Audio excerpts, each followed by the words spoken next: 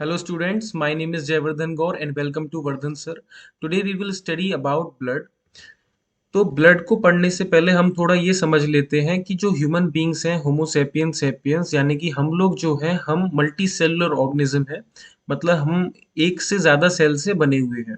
तो जब हम एक से ज़्यादा सेल से बने हुए हैं तो हर एक सेल क्या करता है, लिविंग स्टेट में रहने के लिए रेस्पिरेशन करता है। मीन्स ऑक्सीजन का यूज़ करके ग्लूकोज को तोड़ेगा और कार्बन डाइऑक्साइड और नाइट्रोजनस वेस्ट को बाहर निकालेगा।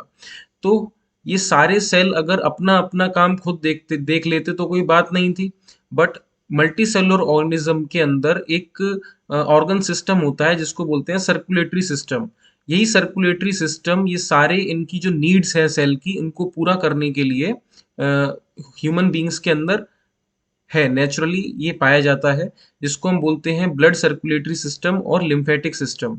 तो हमारी बॉडी के हर एक सेल की नीड्स को पूरा करने के लिए जैसे ग्लूकोज पहुंचाना, नाइट्रोजनस वेस्ट वहां से लेकर के आना, हार्मोन्स पहुंचाना और काफ़ी चीज़ें ट्रांसपोर्ट करना एक जगह से दूसरी जगह। तो इसके लिए लिक्विड होते हैं दो, जैसे ब्लड और लिम्फ। हम लेफ्ट हैंड साइड पे देख सकते हैं ब्लड सर्कुलेटरी सिस्टम और राइट हैंड साइड पे देख सकते हैं लिम्फेटिक सिस्टम। तो ब्लड सर्कुलेटरी सिस्टम के अंदर जो मेनली चीज़ है, जो लिक्विड है, जाहिर सी बात है ब्लड होगा। और जो लिम्फेटिक सिस्टम है इसके अंदर जो फ्लो करेगा वो लिम्फ फ्लो करेगा एक पॉइंट से दूसरे पॉइंट तक और चीज़ों को पहुंचाता रहेगा। ब्लड सर्कुलेटरी सिस्टम के अंदर जो मेन ऑर्गन्स होते हैं वो एक पंपिंग ऑर्गन होता है, हार्ट। हार्ट जो होता है पूरी बॉडी के अंदर ब्लड को क्या करेगा, पंप करेगा। बट ये हार्ट जो है कनेक्टेड रहता है इन ब्लड वेसल्स से। ब्लड वेसल के अंदर ही ये हार्ट जो है ब्लड को पंप कर सकता है। और जो तीसरी चीज है वो ब्लड है।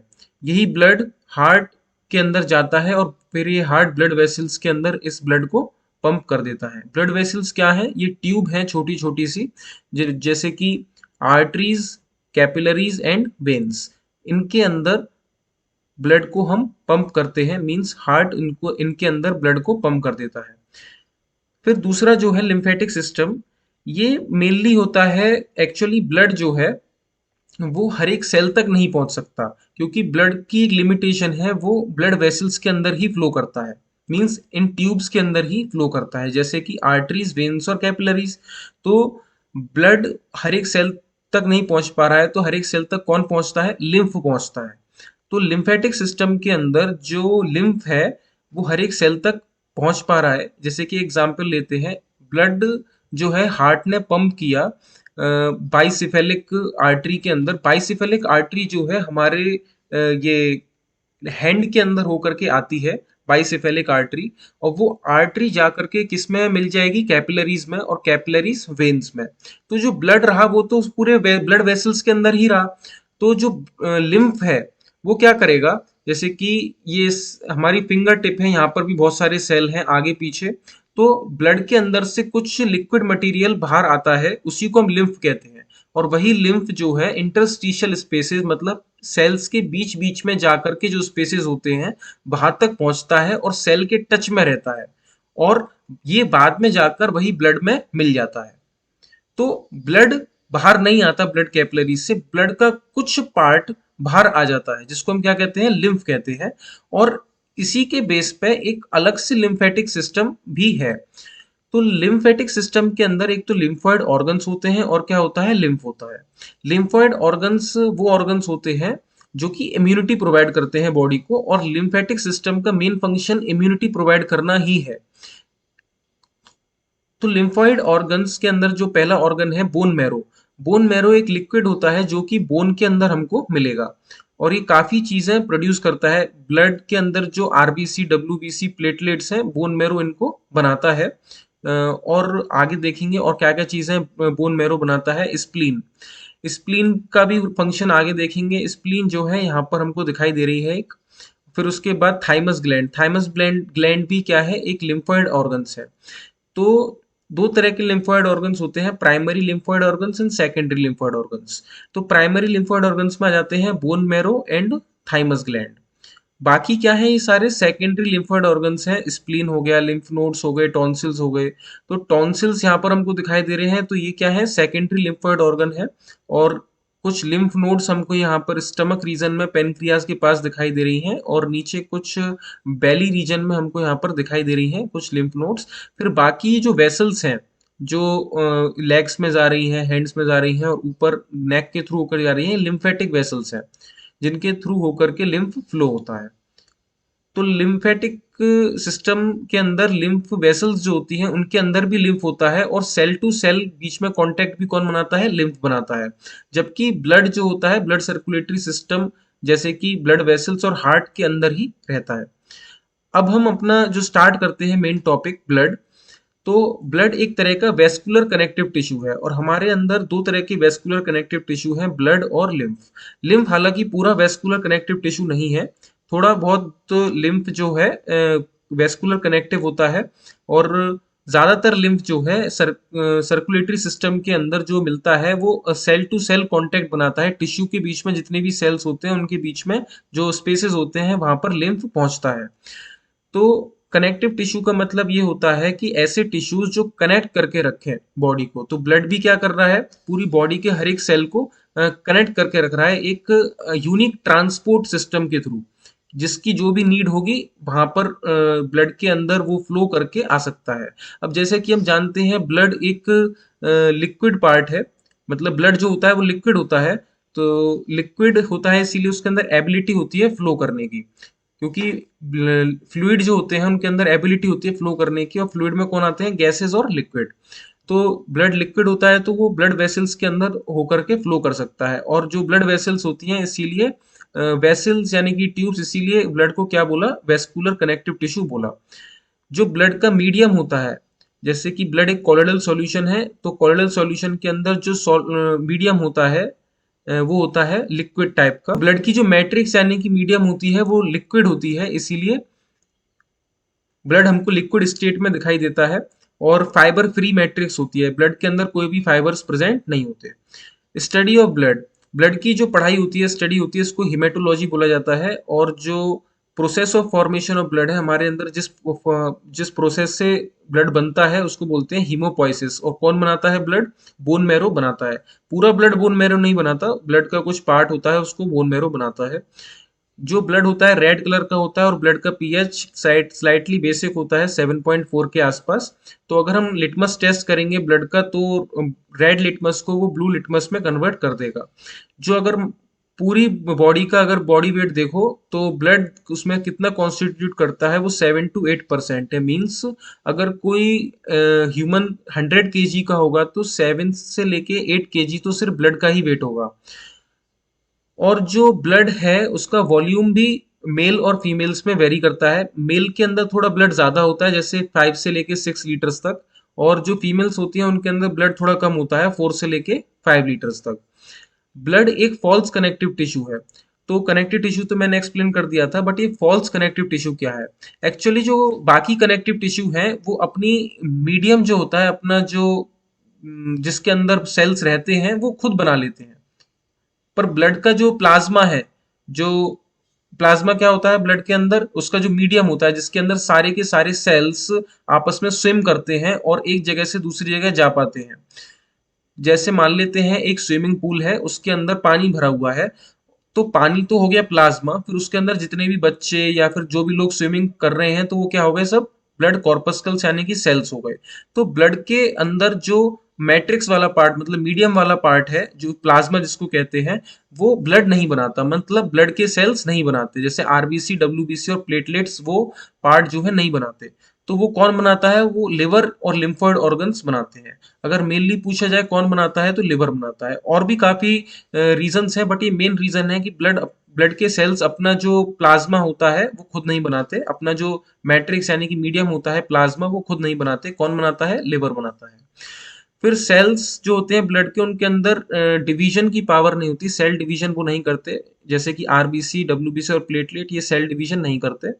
और जो फाइबर्स होते हैं ब्लड के अंदर कंप्लीटली एब्सेंट होते हैं, इसीलिए ब्लड को फॉल्स कनेक्टिव टिश्यू बोला जाता है। फिर भी मेन रीजन क्या है? ये थर्ड वाला, जो matrix of blood is produced and synthesised by liver and lymphoid organs. कौन बनाता है? लिवर बनाता है ब्लड की मैट्रिक्स को, जिसको हम वो क्या बोलते हैं? प्लाज्मा। आगे देखेंगे उसको भी। फिर ब्लड का कंपोजिशन क्या है? तो मैंने बताया था अगर ब्लड को डिवाइड करें दो पार्ट में, तो एक पार्ट तो सॉलिड सॉलिड आ जाएगा।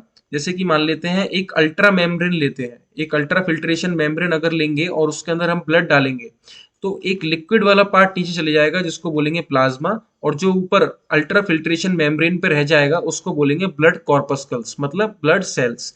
ब्लड कॉर्पस्कल्स जो होते हैं जैसे कि आरबीसी, डब्ल्यूबीसी और प्लेटलेट्स, ये ब्लड का जो है सॉलिड पार्ट होते हैं और कॉन्स्टिट्यूट करते हैं 45%। ब्लड का 45% क्या होते हैं? आरबीसी, डब्ल्यूबीसी और प्लेटलेट्स, मतलब ब्लड कॉर्पस्कल्स होते हैं। जबकि ब्लड का जो लिक्विड पार्ट होता है प्लाज्मा, जिसको मीडियम ऑफ ब्लड भी कहते हैं। और जैसे कि एक और क्वेश्चन पूछ लेता हूँ कि जो साइटोप्लाज्म होता है वो क्या होता है? तो वो मैट्रिक्स होता है, यानी कि मीडियम होता है सेल का। तो सेल का मीडियम है मैट्रिक्स कौन होगा? साइटोप्लाज्म। अच्छा, न्यूक्लियस का मीडियम है मैट्रिक्स क्या होगा? न्यूक्लियोप्लाज्म। ऐसी ब्लड का जो मैट्रिक्स होता है, मीडियम होता है, वो क्या होता है? प्लाज्मा। तो प्लाज्मा जो होता है ब्लड में कितने परसेंट होता है? 55%। तो 55% यानी कि ज्यादा क्या है? प्लाज्मा। तो ब्लड एक कॉलोइडल सॉल्यूशन है, और colloidal solution actually true solution नहीं होता। ट्रू सॉल्यूशन में तो हम बोल देते हैं एक सॉल्यूट है, एक सॉल्वेंट है, जबकि कॉलोइडल सॉल्यूशन में ये टर्म थोड़ी बदल जाती है। जो ट्रू सॉल्यूशन में सॉल्वेंट होता है उसको यहाँ पर बोलते हैं डिस्पर्स्ड मीडियम, और जो ट्रू सॉल्यूशन में सॉल्यूट होता है उसको हम बोलते हैं यहाँ पे कॉलोइडल सॉल्यूशन में डिस्पर्स्ड फेज। तो जो ब्लड कॉर्पस्कल्स यानी कि ब्लड सेल्स हैं, ये डिस्पर्स्ड फेज पार्ट होता है, मतलब ये किसके अंदर स्विम करते हैं? इस प्लाज्मा के अंदर स्विम करते हैं, और प्लाज्मा क्या है? डिस्पर्शन मीडियम है। फिर उसके बाद पहले हम प्लाज्मा की बात करेंगे, फिर उसके बाद ब्लड कॉर्पस्कल्स की। एक बार प्लाज्मा कंप्लीट हो जाए उसके बाद ब्लड कॉर्पस्कल्स मतलब ब्लड सेल्स की बात करेंगे। तो प्लाज्मा क्या है? वही मैट्रिक्स या मीडियम ऑफ ब्लड। ज्यादातर पार्ट क्या होता है ब्लड का? लिक्विड होता है, प्लाज्मा जिसको कहते हैं। ये थोड़ा कलर में पेल येलो होता है क्योंकि इसके अंदर एक कंपाउंड मिलता है, एक केमिकल मिलता है, उसको बोलते हैं बिलिरुबिन। ये लिवर बनाता है बिलिरुबिन, तो ये जैसे ही प्लाज्मा के अंदर आ जाता है बिलिरुबिन, तो ये इसको पेल येलो कर देता है। ये वही बिलिरुबिन है जो जॉन्डिस के अंदर ज्यादा सीक्रेट होता है ब्लड के अंदर, और हिंदी में इसको पीलिया कहते हैं, और येलोइश बॉडी या येलो की तरह दिखाई देता है। जो नेल्स हो गए, आईज हो गई, तो येलो येलोइश दिखाई देती है। तो उसके बाद कंपोजिशन ऑफ प्लाज्मा। प्लाज्मा के अंदर क्या होता है? हमारा जो प्लाज्मा है वो ब्लड में कितना पार्ट है? 55% पार्ट क्या है? ब्लड का प्लाज्मा है। और उस 55% में से अगर हम देखें तो प्लाज्मा के अंदर वाटर ही 90 से लेके 92% है। मींस ब्लड के अंदर जो मेजर पार्ट है वो क्या है? वाटर है। फिर उसके बाद प्लाज्मा के अंदर भी कुछ सॉलिड पार्ट होते हैं, बट वो उस उस लेवल के नहीं होते जैसे कि आरबीसी, डब्ल्यूबीसी और प्लेटलेट्स। एक्चुअली जो ब्लड सेल्स होते हैं उनका साइज होता है 10⁻⁻�6, यानी कि माइक्रोन के आसपास का, मींस माइक्रोमीटर के आसपास का। जबकि जो प्लाज्मा के अंदर सॉलिड पार्ट होता है ये थोड़ा छोटा होता है। वो 10⁻⁻6 से क्या होंगे? छोटे होंगे, 10⁻⁷ या -8 या -9 तक के भी हो सकते हैं। तो इसीलिए हमने जब बताया था कि ब्लड को जब हम फिल्ट्रेशन, सॉरी, फिल्टर मेम्ब्रेन पे डालेंगे, अल्ट्रा फिल्ट्रेशन जो केमिस्ट्री लैब में होती है, सिंपल फिल्ट्रेशन मेम्ब्रेन उस पे काम नहीं होगा। उसमें सिर्फ बड़े पार्टिकल्स या प्रेसिपिटेट को हम कर सकते हैं, बट कॉलोइडल सॉल्यूशन के लिए क्या चाहिए? अल्ट्रा फिल्ट्रेशन मेम्ब्रेन चाहिए। तो उसमें 10⁻⁻6 तक के पार्टिकल तो ऊपर रह जाते हैं, पर नीचे क्या चले जाता है? उसके नीचे वाले पार्टिकल, -7 या -8 वाले पार्टिकल नीचे निकल जाते हैं, तो वही प्लाज्मा में आ जाते हैं। और जो कि सॉलिड पार्ट है वो कितना होता है? 7 से लेके 9% तक का होता है। जैसे कि ऑर्गेनिक पार्ट है जिसमें प्लाज्मा का जो ऑर्गेनिक पार्ट है जैसे कि प्रोटीन्स, तो प्लाज्मा प्रोटीन्स इनको कहते हैं, ये 6 to 7% कंट्रीब्यूट करते हैं प्लाज्मा प्रोटीन्स के फॉर्म में। सबसे ज्यादा होता है एल्बुमिन। एल्बुमिन जो प्रोटीन है ये 4% पाया जाता है प्लाज्मा के अंदर। और ये प्रोड्यूस कौन करता है? पूछा जा सकता है। ये प्रोड्यूस करता है या सिंथेसाइज करता है लिवर। लिवर प्लाज्मा प्रोटीन को बनाता है जो कि एल्बुमिन है। ये स्मॉलेस्ट प्रोटीन है, मतलब ये साइज में सबसे छोटा प्रोटीन होगा। ब्लड के अंदर सबसे छोटा प्रोटीन कौन सा होता है? एल्बुमिन। और सबसे ज्यादा प्रोटीन भी कौन सा होता है? मैक्सिमम एल्बुमिन, 4% पाया जाता है। फिर उसके बाद ये रिस्पॉन्सिबल होता है BCOP, means blood colloidal osmotic pressure को मेंटेन करने के लिए। होता क्या है? ब्लड के अंदर जो सॉलिड पार्ट है एल्बुमिन, ये प्रोटीन है, तो ये प्रोटीन जो वाटर है या ऑस्मोसिस है, वाटर को रिटेन करके लगता है ब्लड वेसल के अंदर जाने नहीं देता बाहर को, क्योंकि ब्लड के अंदर अगर वाटर बाहर चला गया तो ज्यादा से ज्यादा वाटर लॉस हो सकता है।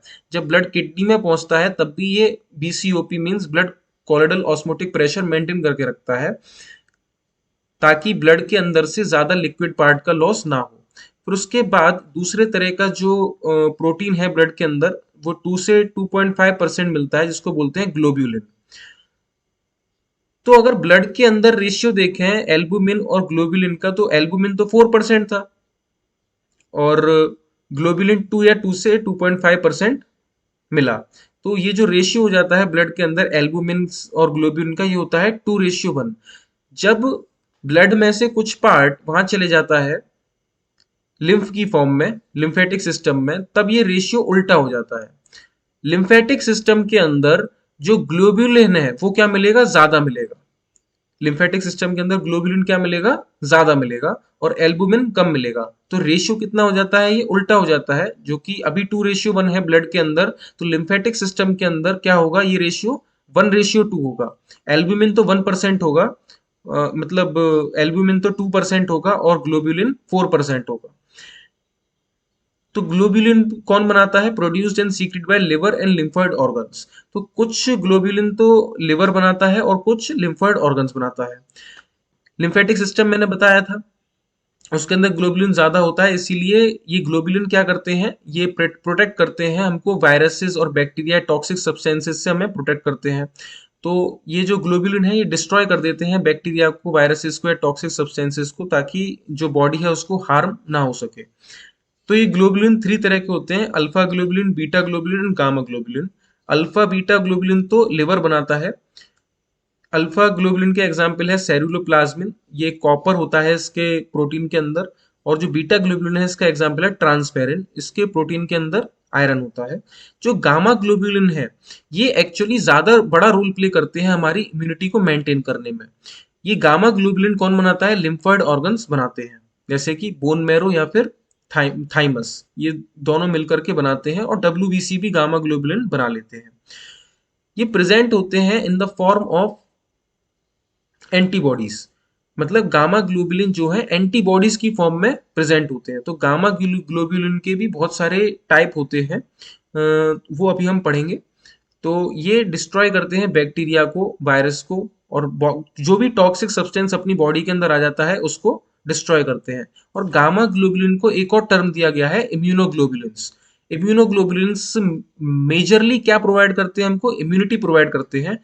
और यही इम्यूनिटी हमको जो बैक्टीरिया और वायरसेस के एक्शन से हमको बचा करके रखती है। अभी कोरोना वायरस से भी जो हमको बचा करके रखती थी वो क्या थी, हमारी इम्यूनिटी। तो जिस आदमी की इम्यूनिटी ज्यादा स्ट्रांग थी तो कोरोना वायरस का जो इम्पैक्ट था उस पर कम से कम हुआ, और जिसकी इम्यूनिटी वीक थी उसको ज्यादा हार्म, यानी कि उसको ज्यादा तकलीफ झेलनी पड़ी। तो गामा ग्लोबुलिन जो है उनको हम इम्यूनोग्लोबुलिन्स भी कहते हैं, क्योंकि क्या करते हैं, इम्यूनिटी प्रोवाइड करते हैं। तो ये भी क्या है, प्रोटीन्स हैं। ओके। गामा ग्लोबुलिन जो है वो 5 टाइप्स के होते हैं, आईजीजी। आईजी की फुल फॉर्म है इसमें इम्यूनोग्लोबुलिन, और जी का होता है गामा। तो ये गामा टाइप का इम्यूनोग्लोबुलिन है। फिर आईजीए, इम्यूनोग्लोबुलिन ए, इसका ए का मतलब है अल्फा, तो alpha immunoglobulin. Immunoglobulin mu, M, तो म्यू इम्यूनोग्लोबुलिन इसका है। तो फिर हर एक का क्या है, ये आईजीडी यानी कि डेल्टा, आईजीई, ई से होता है एप्साइलन। तो ये सारे ग्रीक सिंबल्स जो हैं उनके बेस पर इनके नाम दिए गए हैं, गामा, अल्फा, म्यू, डेल्टा और एप्साइलन। इसको हम एक ट्रिक से भी याद रख सकते हैं, कितने इम्यूनोग्लोबुलिन होते हैं, तो वैसे तो 5 होते हैं, और इसको गम दे, GAMDE, गम दे, एक ट्रिक बना करके इसको याद कर सकते हैं, गामा, अल्फा, म्यू, डेल्टा, ई। तो वैसे तो याद करने में कोई प्रॉब्लम नहीं होगी, बट इम्यूनोग्लोबिन कौन से होते हैं, 5 टाइप्स के होते हैं, गम दे। ओके। जो लास्ट हमारा प्रोटीन होता है, प्लाज्मा प्रोटीन, सबसे बड़ा प्लाज्मा प्रोटीन होता है, वो होता है fibrinogen. Help in blood clotting, ये ब्लड क्लॉटिंग में हमारी मदद करता है। एक्चुअली जो फिब्रिनोजेन है ये सॉल्युबल होता है ब्लड के अंदर। जब भी कहीं पर कट लग जाता है, जैसे कि कोई चोट लग जाए, तो वहां पर ये जो सॉल्युबल फिब्रिनोजेन है ये ब्लड क्लॉटिंग फैक्टर से किस में कन्वर्ट हो जाता है, फिब्रिन में कन्वर्ट हो जाता है। तो वैसे तो ब्लड के अंदर फाइबर्स वगैरह नहीं होते, पर जब ये फिब्रिनोजिन किस में कन्वर्ट हो जाता है, फिब्रिन में कन्वर्ट हो जाता है, तो ये फाइबर बन जाता है और ब्लड को क्या कर देता है, क्लॉट कर देता है। वहां पर क्लॉट माने ब्लड के अंदर सॉलिड मटेरियल फाइबर्स आ जाना और ब्लड को बाहर ना बहने देना। तो जो खुरंट आ जाता है तो वो क्लॉटिंग का एक एग्जाम्पल है। तो अभी तक ये समझ में नहीं आ रहा होगा कि ब्लड में और लिम्फ में मेन डिफरेंस क्या है। तो ब्लड के अंदर तो हमने पढ़ लिया कि कितनी चीजें होती हैं, चार चीजें होती हैं मेनली, आरबीसी, डब्ल्यूबीसी, प्लेटलेट, जिसको हम एक ग्रुप में बना देते हैं जिसको हम बोलते हैं ब्लड कॉर्पस्कल्स या ब्लड सेल्स। और एक लिक्विड फेज होता है, ब्लड का लिक्विड पार्ट होता है जिसको हम बोलते हैं प्लाज्मा। तो लिम्फ मैंने बोला ब्लड से ही कुछ चीज निकली जिससे लिम्फ बना। तो ब्लड से ऐसा क्या निकला था जिससे लिम्फ बन गया?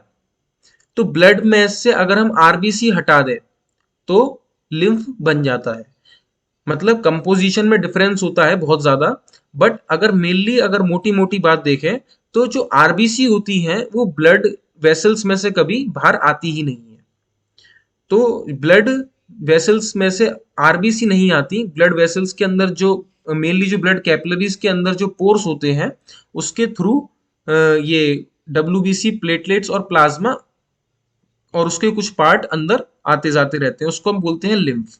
तो लिम्फ के अंदर जो मेजरली जो है उस वही पार्ट आएगा जैसे कि क्लॉटिंग करने वाला और ब्लड क्लॉटिंग करने वाला, और उससे भी ज्यादा मेजरली जो पार्ट आएगा, मेनली जो पार्ट आएगा लिम्फ के अंदर वो इम्यूनिटी प्रोवाइड करने वाला। जैसे तो जैसे कि हमने बात करी ब्लड के अंदर दो कंपोनेंट होते हैं, ब्लड कॉर्पस्कल्स और प्लाज्मा, जिसमें से कि हम प्लाज्मा कवर कर चुके हैं और ब्लड कॉर्पस्कल्स पार्ट 2 में हम देखेंगे। तो थैंक यू वेरी मच।